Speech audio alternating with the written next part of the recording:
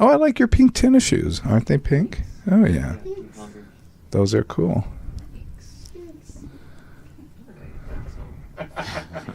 What?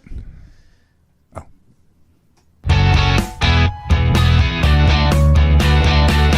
And welcome to Off the Couch, where psychology meets everyday life. I'm Dr. Greg Cason, psychologist, here with Brian Gomez. Hey, Brian. Hey, happy Monday. And on the board today is Jamie. Hi, Jamie. Hello, hello. So today, this week in psychology, today on Off the Couch, this week in psychology, oh my God. Who's better off? Single men, married men, or divorced men? Well, you can save that judgment. And why should you date your best friend? Why you should date your best friend? That is, it comes from an article that I found. In Psychology in the News, is friendship therapy the next big thing? But first, guess what? The gays are moving in. An analysis of residential trends from the 2020 census. You thought it was good for nothing? It's actually good for something. It's telling us something. And it's from the journal Demography. Do you guys know what demographics are? Yes. Oh, what? Like people's, like what would you would classify somebody as, like their general group. That is good. Very good. It's just the statistical study of the population. So of it could be populations within the population, et cetera, generally refers to we have this many people, this percentage of this and that, men, women, this we break down by ethnicity, racial identification, all these different things. Or be ethnic identification, racial. Anyway, but that's generally what demographics are. So I didn't even know there was a journal called Demography. How about that? It was brand new to me. And the the big finding from this study is that same-sex couples now live in 99.5% of U.S. counties. And does that mean like as a couple, or is it just like gay men? Or well, we're going to talk about gay men are the ones that are leading the charge in this particular thing, but this is still a big increase from a decade earlier, which said only 93% of U.S. counties had same-sex couples. But I think this could also be a statistical or sampling bias, or not even a sampling bias. It could be because of kind of population prejudice, because a lot of people may not want to put on a form that they are indeed in a same-sex relationship. But nonetheless, people are becoming more comfortable doing that, and we probably are seeing people move more into these counties. that was my thought too on it. Yeah. So the trend is driven primarily by male couples, as I said, who are moving away from traditional gayborhoods. Do you guys, what would a gayborhood be? Like West Hollywood. What is it? Is it Chelsea would be? Chelsea. Well, now Chelsea's outpriced. It used to be the West Village in Manhattan in New York City. Then it became Chelsea. And now Hell's Kitchen is taking over because as people become less and less able to afford, those gays move in, the prices go up. And then the gays who don't have a great deal of money get pushed out. And that's kind of an unfortunate thing. So they move in and establish a new neighborhood. They spruce it up, and then boom, prices go back up again. It's like gay gentrification. That is a real thing. That is a real thing. So they're increasingly found in every corner of the United States. The decline in segregation by sexual orientation has happened over time. And this is kind of interesting, too, because we see in cities like West Hollywood, which you were just talking about, you see in West Hollywood a lot more straight people moving in, and people who are not, like West Hollywood used to be called the creative city because it was artists and people who were living on the edge and doing art, and there had to be art on every building. And now it's just about, I don't know what. It's just about making it really nice looking and putting in lots of expensive stores. Don't you think?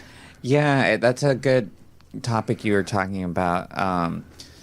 I feel like almost a lot of art has kind of died, or it's hard to have like original art too. I feel like in the time that we're in, I don't know if you thought about that lately. Well, that is a totally different topic, but wow, I could talk about that. Having lived in New York in the 80s, in New York in the 80s, which was an armpit on its best day. It was an absolute terrible place in Manhattan, and it was really at its nadir, like its lowest point in many ways, but the art scene was brilliant in New York City. I mean, I loved living there. I loved the exposure to these things to people. And had I known at the time how many Keith Haring wall, graffitis would become multi-million-dollar things, all of it was amazing to be around at all times. And just going to clubs, nightclubs, and then, people that you'd see on these small stages suddenly become big acts. Everything was just blowing up at that time. So I think you do see, when things are not so great, sometimes you see a lot of great art created in that atmosphere. So yeah, I think it's a good thing. That's what I was wondering. I was like, where's the art? Well, I would think that the really creative people, if they do live in West Hollywood, it's because they got grandfathered in or have a cheap apartment. But I think a lot of people are moving to other places right now. Yeah, I have seen a lot of people buying land outside of major cities for sure. Yeah, a lot of people are doing that. But ghettos, we call West Hollywood a gay ghetto, and we called like Chelsea and certainly West Village a gay ghetto. Those were created for a reason. A lot of people think that a ghetto means a low rent, but it's really really a population who comes together in a certain area to live together. And why would they do that? Why would they live together in a certain area? I think just comfort, safety also too. Safety, I think, is probably the biggest thing. Normalizing their lifestyle in that way. Yeah. You could walk down the street holding hands, or you could walk down the street expressing, a gender that might be different than people are expecting. You could walk down the street and just be yourself and not be attacked and not be... worried or scared or fired from your job or something like that. That's a big one too, yeah. Yeah. So, okay, let's talk about segregation of male same-sex couples from different sex couples has declined 23.5% from 2010 to 2020. That's like a big, giant decline that's happened in male or same-sex couples. But in female same-sex couples, there's only a 3% decline. So as you can see, this is really driven primarily by male same-sex couples. And this is just taken from census data. This was what was so interesting about this study.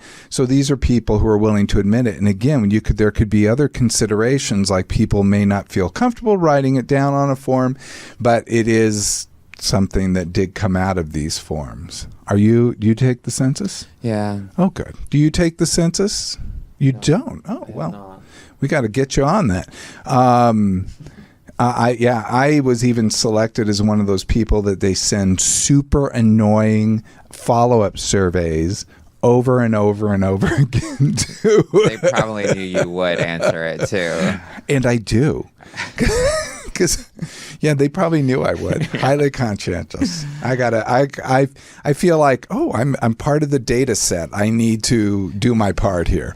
Okay, so implications for gayborhoods. Traditional gayborhoods may be losing their significance, as we talked about, and same-sex couples as they integrate into larger communities, but they still hold cultural significance.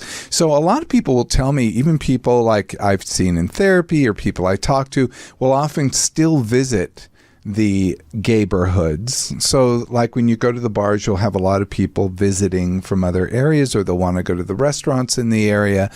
And when you go to other countries or other places, you may go to those same establishments just because you want to see what's up, maybe meet someone. No, that's true. And like you said, it's a comfort factor that goes into it, and especially if you're going out and want to drink and want to feel safe and comfortable. And I mean, West Hollywood has a big gay strip of bars that a lot of cities don't really have that, or That is true. That is true. In Houston, when I lived there, they had the bars were in a little like a little inside of a neighborhood. So you couldn't even see it from the outside of the neighborhood. You'd have to penetrate the neighborhood, so to speak. And then you would go to this little block in the middle, and it was all the gay bars. Wow. Kind of a wild thing. I'd hate to be one of the houses that lived around it because it could be a mess at times. So the legal landscape and liberalizing public opinions is primarily considered the reason for this. Also, diverse friendship networks. People feel comfortable being friends with people who are different from themselves, which we'll talk about a little bit later today. And census limitations are still valuable, but they could not capture everybody. And that we've long known about that. Census is always kind of a lagging indicator because it's only what people are willing to say, and also people are always, there are always factions that are always trying to limit categories on the census so that they won't be reflected in the census. It's kind of interesting when you look at the census data and the science behind it, but also the political push behind it. And we really need a census. We kind of need to count every person out there so that they can access or they can assess how many services are needed for what and how society might be changing, etc. So we need it for a more inclusive society, but nonetheless, there are people who push against the census, but why don't you take the census, Jamie? I just haven't seen it where you take it. Oh. Maybe you didn't, maybe where you lived, or maybe you were moving it right at the time it was sent, or you were moved right after a time it was sent. I mean, who knows? I think people get lost in it all the time. So, you'll believe me, they'll find you once you, they will find you. Okay, let's talk about our first study. Who's better off? Although that was a study, but it was not really a psychology study, although it does impact psychology because it impacts the psychology of a whole group. So I take it all back.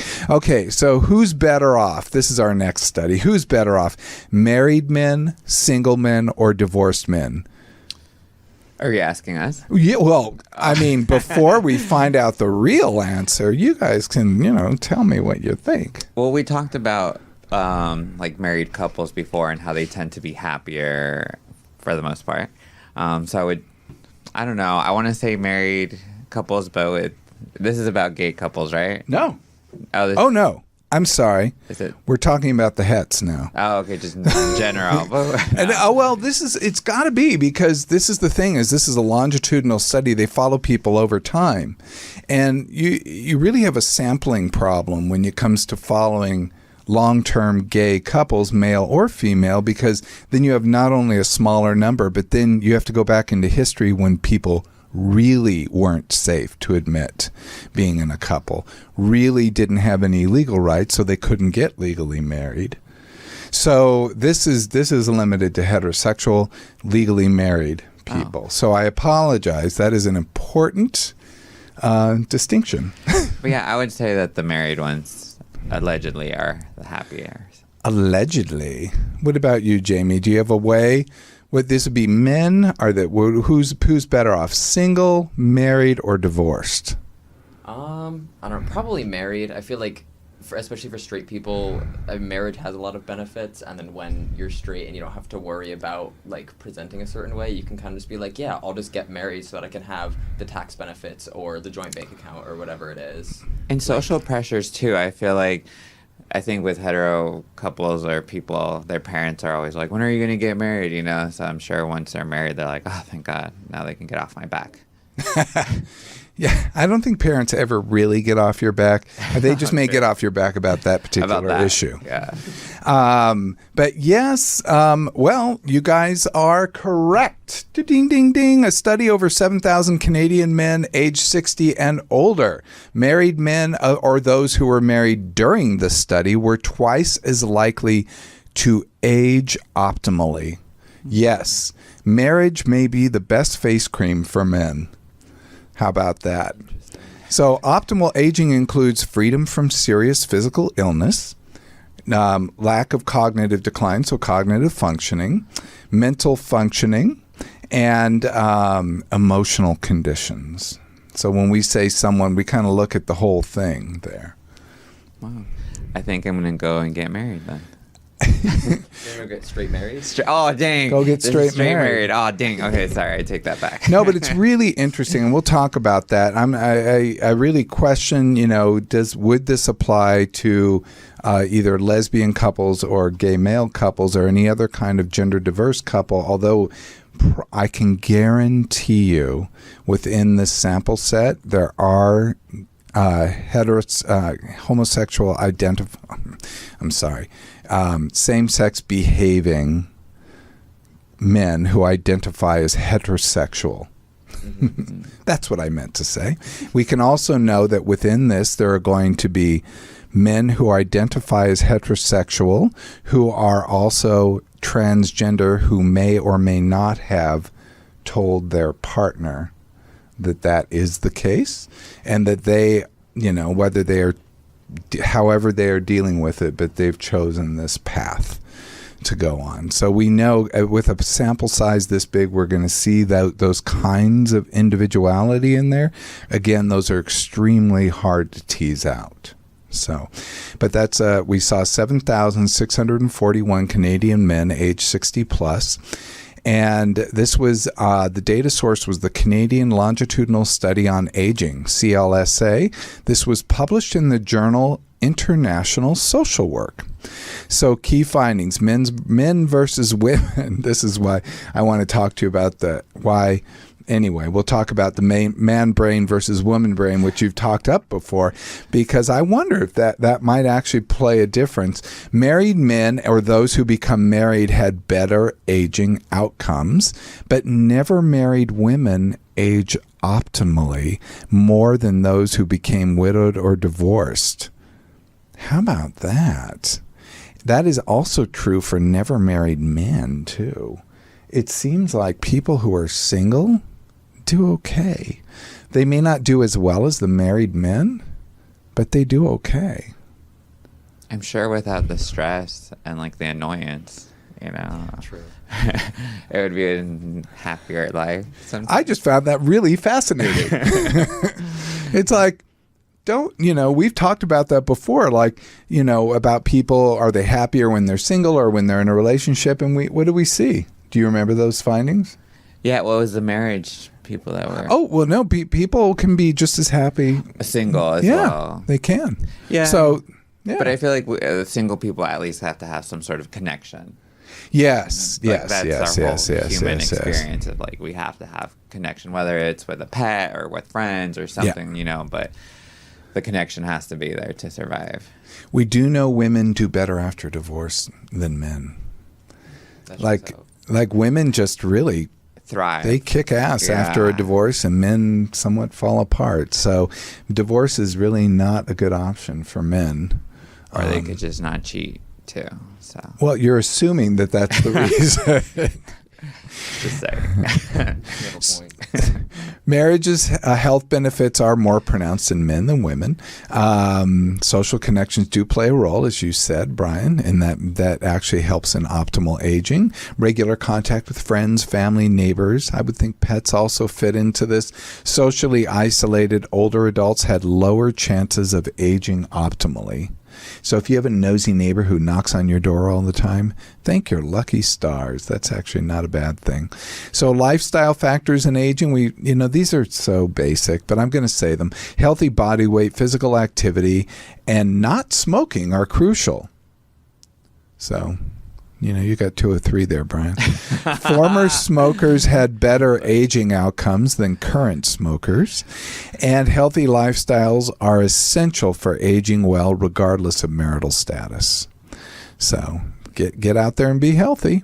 So I just thought that was kind of a fun study. It was just released, even though it was a 2020 census analyzing.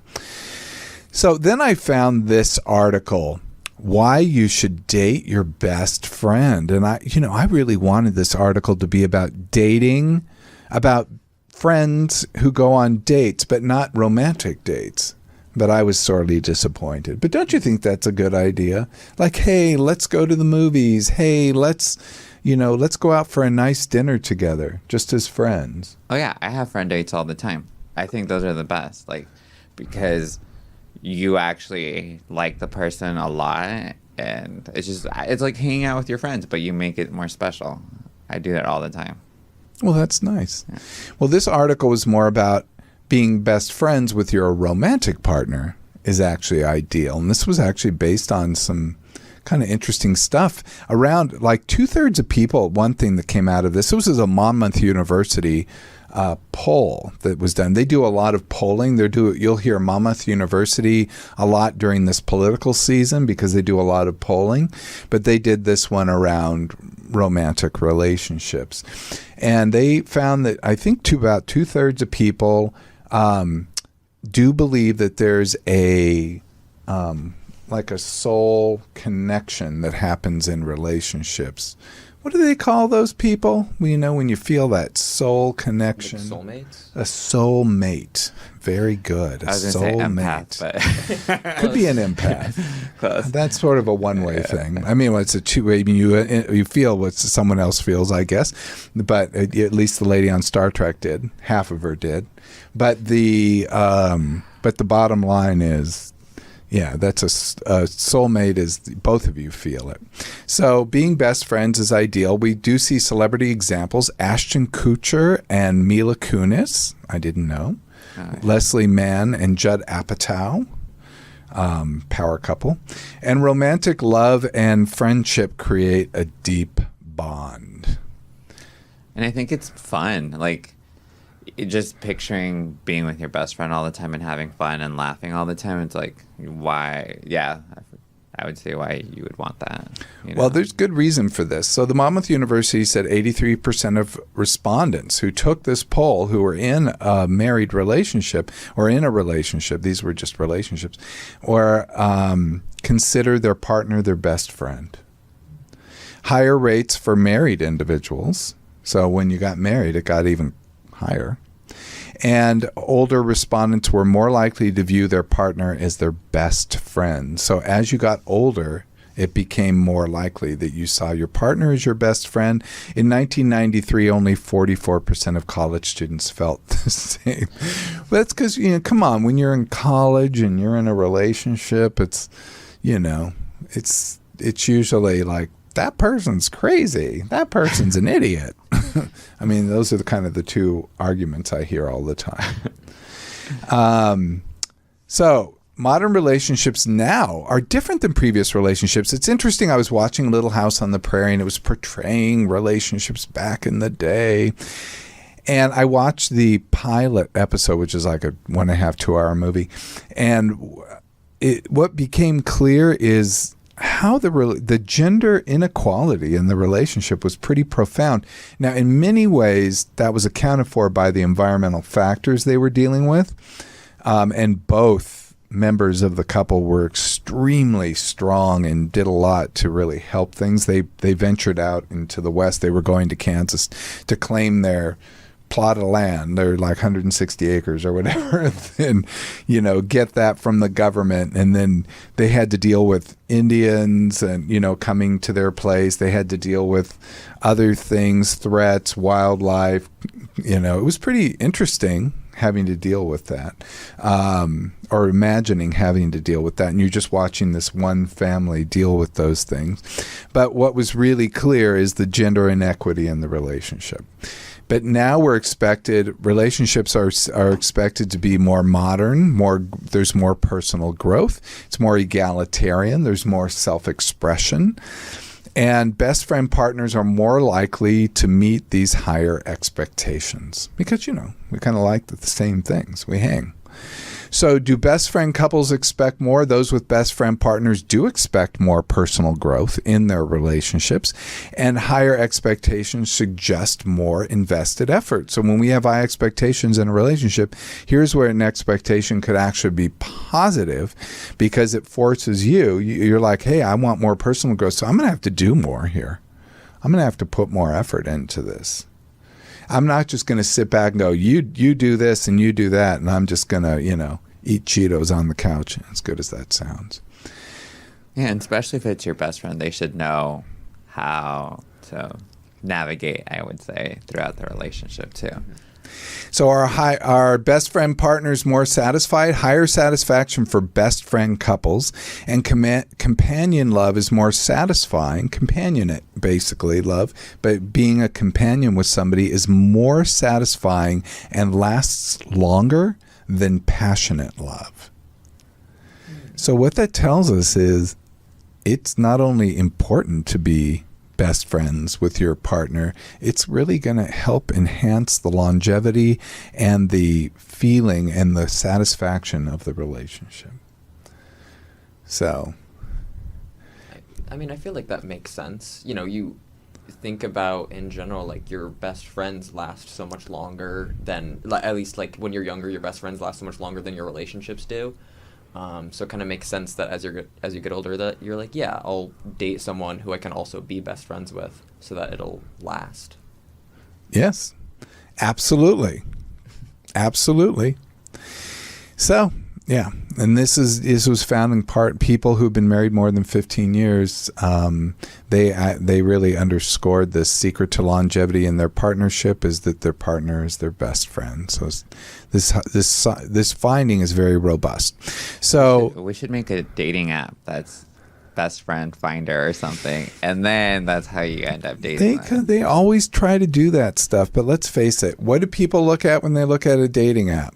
Picture. That's right. That's right. True. It's just swipe left, swipe right. Right? I mean, it's just about the picture. But if you can make it past the picture screen, then maybe indeed you can find your soulmate. Very true. It seems like it's very interesting because when people used to meet in person, you kind of cut through a lot of BS pretty quickly. Now that people are on social media, it's easier because you can sit at home and shop for people. But then you have to go through, hey, what's up? I don't know, blah, blah, blah, blah, blah, blah. Want to meet Thursday? Okay, now I'm busy. You go back and forth. Or when you get together, you have sex. Like, what's that? So with the old days, it was like, hey, you'd talk. You had to because there was no other way. And so you got a lot of information very quickly. You assessed them, you could look at them, they could look at you, you could see whether the energy's there, whether it's right. Because how many times have you gone to a door and you open it up and, you're like, oh, that you said in your profile you were closer to 50 than 60, and there's, an 80-year-old standing there and they're like, well, that was correct. I am closer to 50 I said closer to 50 than 40. Yeah, I meant 40. You got me. Basically, I'm closer to 50 than I am to 40. And if there's an 80-year-old standing there, then by golly, they were telling the truth, but maybe not what you were expecting. So, best friends share trust, care, and enjoyment of a life together, qualities parallel successful romantic relationships, and they hold romantic partners to the same standard as friends. So this is, true love and best friends forever really do go hand in hand. I'm going to be looking out for a best friend. So, Brian, on the way over, you were telling us about something that I was like, oh, my God, that is I have a story from the news from today. I saw it flashed up on my phone. I go, oh, my God, I have to talk about this. And it was basically, is friendship therapy the next thing, which really the article didn't address exactly, but the article is valuable nonetheless. But why would this come into being? Well, there is a particular news item that's circling. What is it, Brian? Oh, on the post. It was funny, literally on the way over, I saw a post about this influencer who pretty much keeps up with political stuff going on. How Taylor Swift went to the U.S. Open together with Brittany Mahomes. Yes. I don't know exactly who she is, but apparently she's endorsed Trump, and Trump thanked her on X or whatever. And her boy, the Britney's husband and Taylor's boyfriend are on the same football team. Oh, okay, I get it. But yeah, and then like through the 2020 election, Taylor Swift was very vocal on like her wanting to be on the right side of history, but has been pretty silent since then. But there's like pictures of her hugging this woman, Brittany Mahomes, and it was like that whole topic about like, yeah, we can disagree on stuff and still be friends, but it's like, to what point can you still be friends with somebody that's like on the dark side of the game, I would say. But you said there was a post just yesterday at the U.S. Open. Is U.S. Open still going on? Oh no, this post was today that I saw it. Oh, just today? Yeah, today, literally before. Oh, okay. Yeah. That they're hugging. Yeah, they're hugging like in the U.S. Open game. Yeah, I think that's really interesting because a few days ago on Fox News, they were going off about how they can't even be in the same box and how terrible it is and how terrible Taylor Swift is for doing that. And I was like, that's weird. Like, why do they care, first of all? I some things I just don't understand why it's covered. But number two, you can walk to another box and still be friends with the people in the other box. It doesn't mean there's a problem. So I was just assuming it was that. So I'm guessing they posted that picture partly, I'm sure, because there's been that news station has tried to make an issue of it. Yep. I'm guessing. Just a guess. Taylor has not told me. She will not return my calls. But yeah, it's just interesting. I mean, especially in like the political climate we're in too, where, I mean, I feel like personally I've lost friends with what's happened the last few years, and I'm sure everybody has along the way. And it just feels like things are being more and more divided between people in general, just because of like political views or personal views on certain things, and I get everybody can have their own point of view and personal view on things, but it's like, to what point are you not a good person anymore, and acceptable to be a friend, or to be around. Well, you actually had a litmus test for that you told me about. There was another post you read, which I thought was kind of interesting. About, I can read it too. It's like, who is this mindset for, really? Who does it benefit? Should trans people get coffee with people who want to strip away their health care? Should black folks hang out with people who vote to ban black history from public schools? Should immigrants have to watch sports with the people who casually refer to their relatives as rapists, drug dealers? Of course not. This mindset is created by and for a specific type of white person who ultimately has nothing to lose by passively enabling oppressive politics. And then they also posted like a quote from James Baldwin where it's like, we can disagree and still love each other unless your disagreement is rooted in my oppression and denial of my humanity and right to exist. Right on. Where if you're... James Baldwin. Yeah. Yeah. Where it's like, you can't really argue with that, No. So it's just a weird time. It is a weird time, which is why I was drawn to this particular article, which is how to rebuild a broken friendship.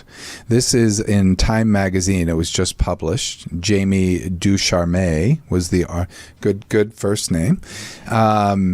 So the introduction, turning points were, there are moments when friendships change. There are turning points in friendships. I threw this together last second, like right before the show. So yeah, but I thought it was interesting. I wanted to cover it. But there are moments when friendships change. There are turning points in friendships, and we all go through them. Like we think it's going great, and then all of a sudden there can be something that comes up, like you just talked about.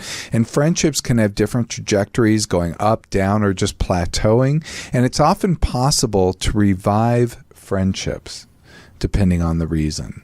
So let's go through the reasons.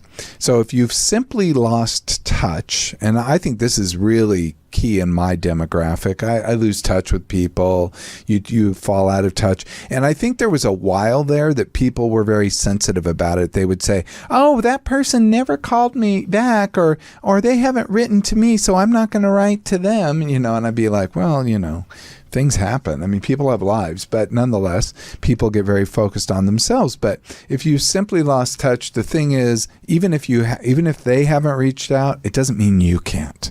So get out of your head and stop being awkward and just say, hey, put your own best foot forward. Research shows that people appreciate hearing from old friends. So it's actually verified, and have a reason to reach out, either obvious or created.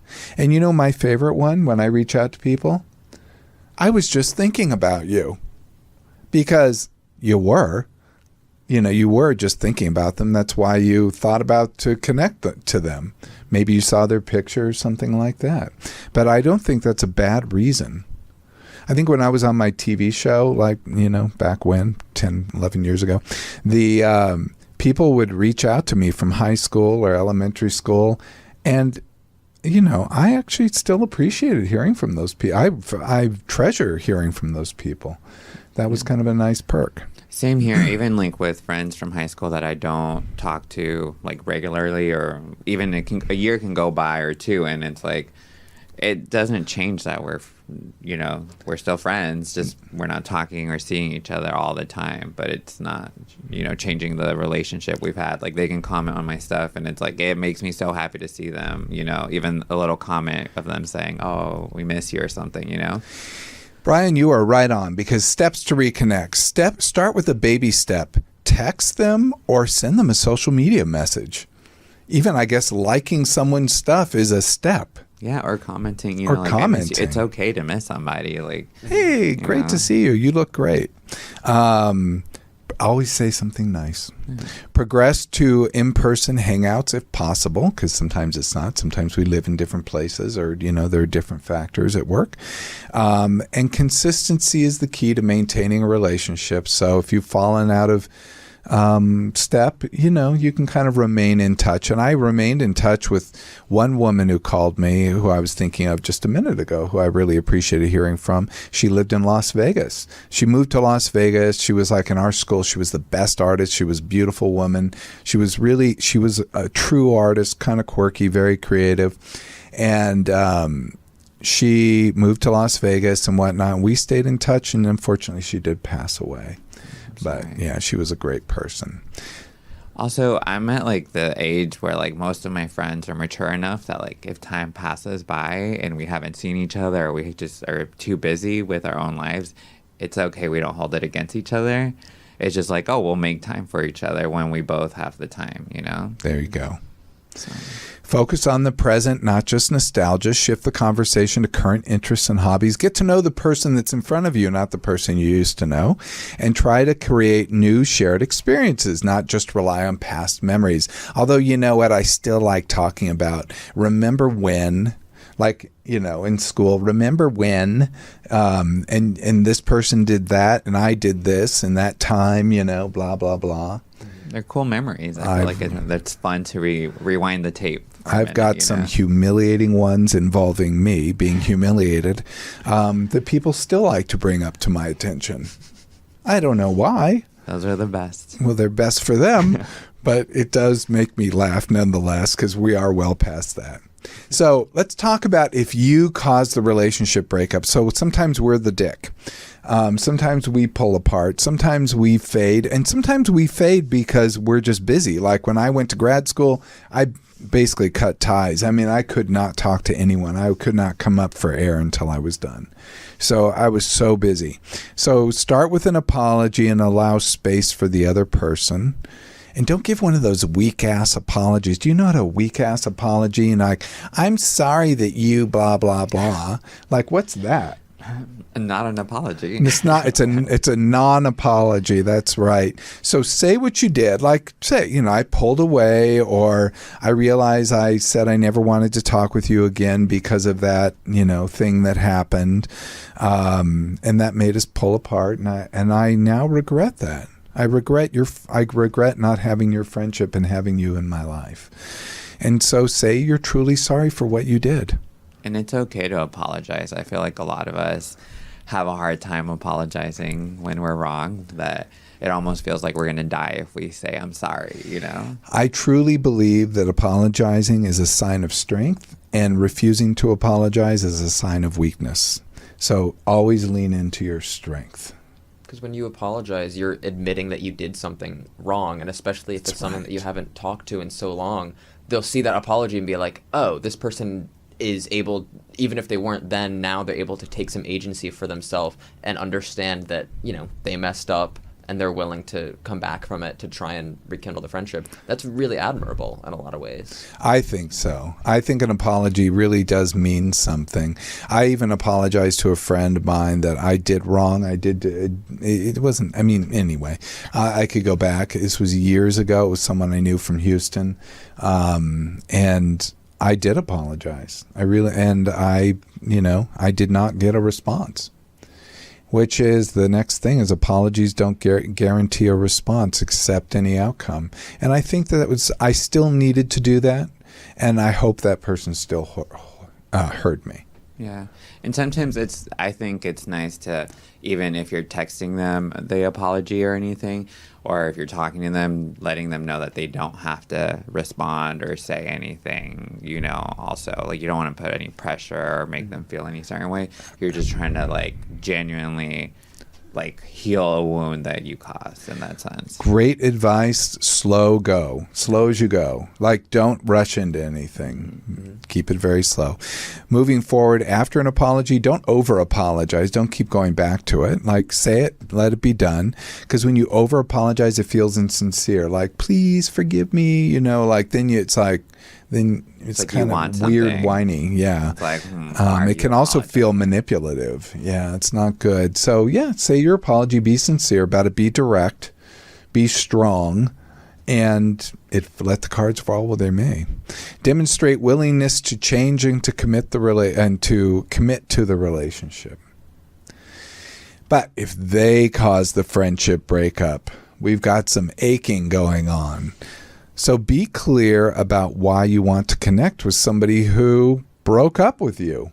That's tough. Mm-hmm. You can't force someone to return to the friendship. Some conflicts may be irreconcilable, and some may not. Some might be reconcilable. Some, might be good. But if clashing traits led to the relationship, traits are things that are non-changing over time, then they'll just come back. So there's like state versus trait, and sometimes it could be a circumstance that led to the breakup of the friendship, and generally circumstantial things change over time, and we change. And sometimes our traits change too, like sometimes they morph in different ways. Like we may be very outgoing, but we're not as big of a flirt as we used to be. So and then we dial that back, and that could be the thing that really makes it. But realize that when you reach out, you may not also get a response because they're the one that caused the friendship breakup, whether through their own actions or their own stated desire. Cope with past hurts. Consider talking it through with a friend or a therapist. And in fact, friendship therapy is in fact on the rise, and couples of friends are coming for therapy. But when I was in training back in when I was at UT Austin, I was, I'm trying to think of the year, 1995, I saw a couple who were two roommates. They weren't a couple. They were like two straight guys who lived in a house, because you could back then, and Austin was actually cheap at that point. Now it's expensive. But they lived in a house, and the house burned down. And they had to go through basically house burning down therapy. And what's interesting is I had that same almost identical situation happen about 15, 20 years later here in LA. That people, like when they have major traumatic events, like they're co-sharing a space, that something like the house burning down or something really bad happening or being robbed or something like that can actually cause a huge problem within the relationship. Also, people can have resentments and other things, and those can actually come forward because of a traumatic event, but it can be all kinds of things. Well, yeah, if one of them caused the fire, then I would kind of be pretty upset. Well, I'm not going to weigh in on that. But Yeah, I'm there to repair, not to do the fire safety inspection. But yes. So accept that the friendship may exist in a different context once you do connect with somebody who did break off the relationship. So you may have kind of a friendship-ish, maybe an acquaintance. You're back to talking, but it isn't close. So set boundaries and focus on moving forward. So rebuilding friendships in some can take time and effort. Be honest about your motivations and what you want from the renewed relationship, and set boundaries and focus on the future, not just on the past. So my thing for Brittany, they seem like they're just fine. And I think that's great. If they had a difference, they've worked through it. And I think that's wonderful. And I hope we all have that. But sometimes friendships, there may be a friendship you don't want to keep up with, and that's fine too. We all have those. And I feel like we also all are growing as we're like living We our are lives. growing. So it's kind of normal when people grow apart too. So, sometimes friendships don't have to work back again. Sometimes we grow apart, sometimes we grow together, and sometimes we zigzag. Who knows? Okay, that wraps up the show for today. So remember to like, subscribe, give us 5 stars. Links to the studies, go to the YouTube page at youtube.com/Dr. Greg. If you have any questions, hit me up on my socials at Ask Dr. Greg. Brian will hopefully respond. And thanks to all. This is Dr. Greg, Kason, Brian Gomez, and Jamie bidding you farewell. Be present, be flexible, and be kind.